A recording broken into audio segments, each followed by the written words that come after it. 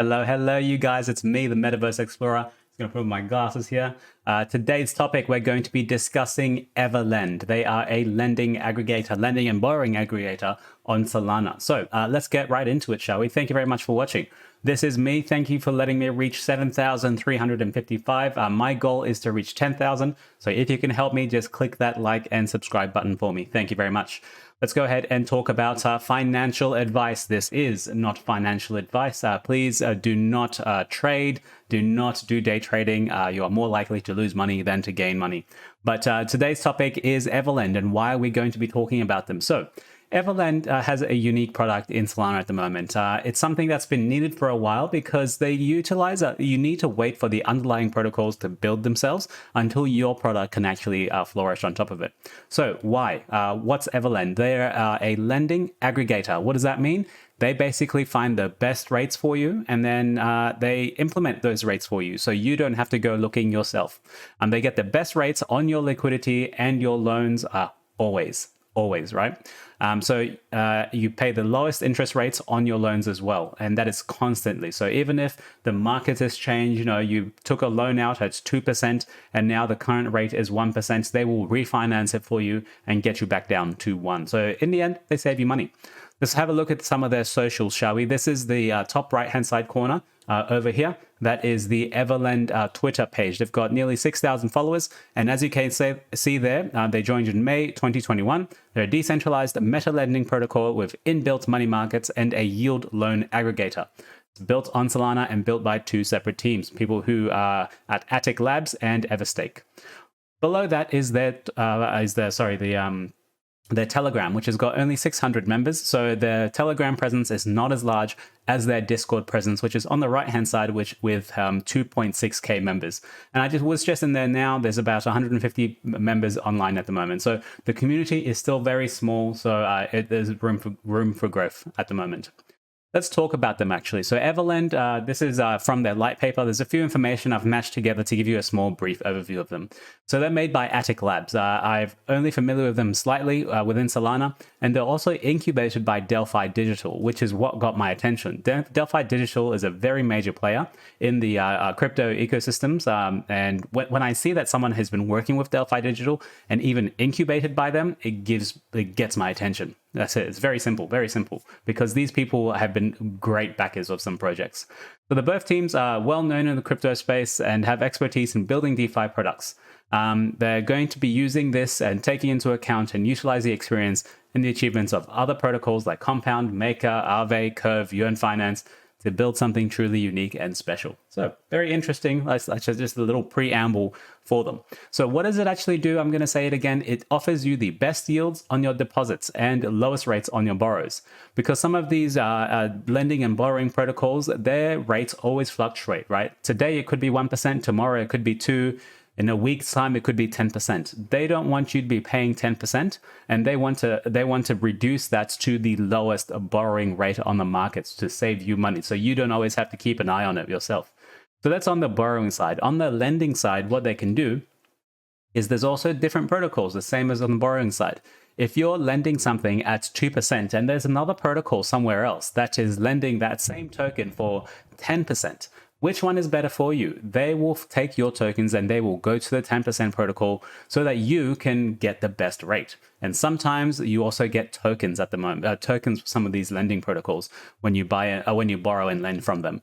When you do this, you get the option to either sell your tokens or keep it or just accrue it. That's up to you, right? That's your decision to make. And they allow you to make that decision.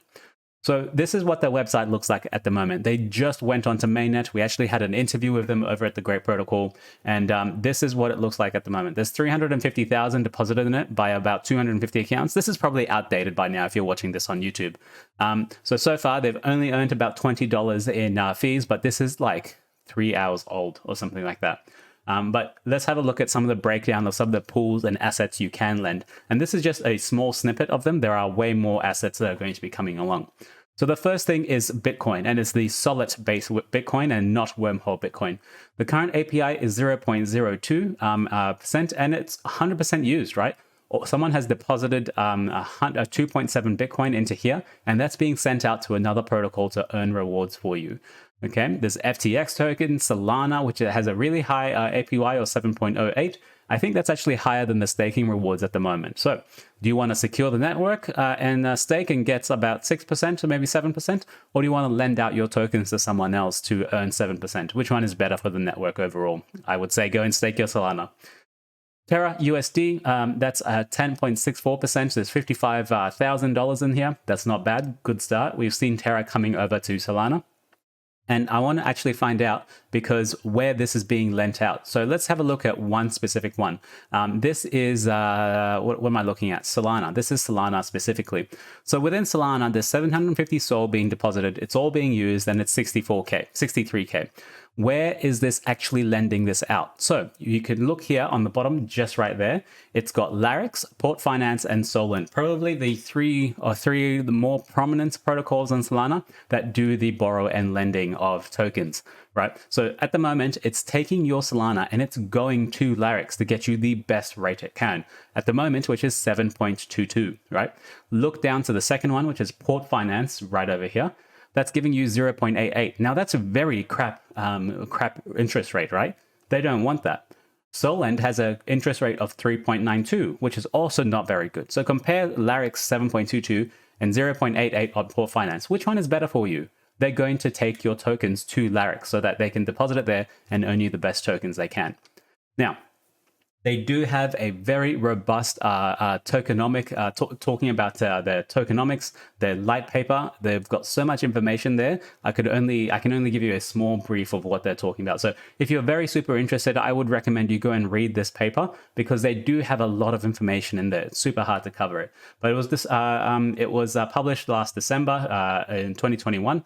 December 8th. So it is a bit old. So there might be a few things that have changed, but you can join their Discord and find out a bit more about them. Let's talk about the actual token, right? So they do have a token. It's not just lending and borrowing. They have their own token called the ELD token, ELD, Everland. So the architecture is designed to ensure that the Everland DAO, which means there is a DAO now, which means you will have some governance rights, has skin in the game. The token actually underwrites the risk, the protocol risk, and protects lenders from the consequences of shortfalls in the event of a underlying protocol problem. So, example, let's say you gave your tokens to Everland, and they take your tokens to the best rate protocol out there. If something happens to that best rate protocol, what happens, right? If there's been a loss of funds on the other side of the lending protocol, your funds are now at risk, right? Because you are depositing on Everland and they lent out your tokens to the best protocol. There is an insurance fund, and this is one of the reasons why they have the Everland token as well. So there's actually two types of the Everland token. There's two tranches to protect users, compromise of the safety fund held in stablecoins, and ELD token. So the insurance fund is stablecoins, and then ELD also is used to underline the protocol risk of it.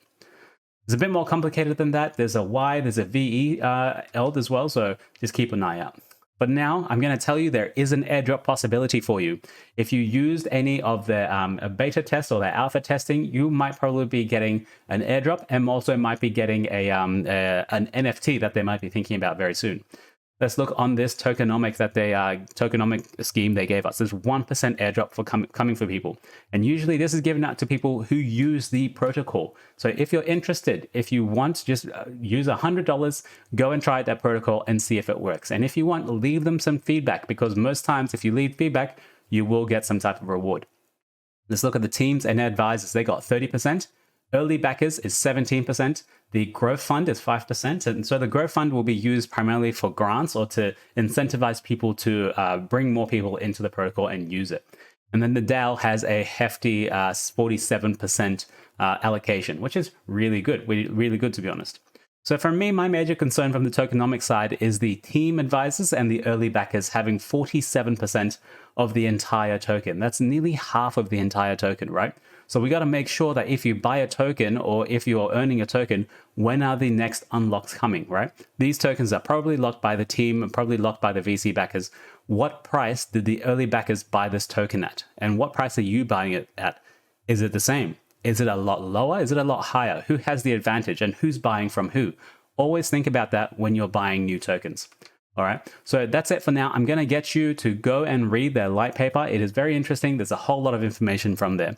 So that's it. At the moment, this is not a yay and not a nay from me, because I think there's still some risk for this protocol. It does provide a very good service, a needed service on Solana. It'll save you a whole bunch of time, but at the same time, you're also exposed to a whole lot of protocol risk, which I'm not sure is worth the time it's saving me. So at the moment, this is a sideways, not a yay, not a yay, just a sideways thumbs up, down.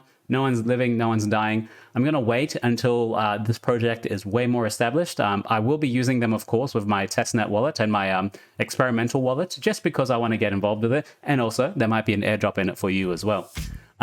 That's it for now. I'm going to leave you with my dancing Pepe. So if you want more, you know what to do. Thank you very much. I will see you later. Ciao.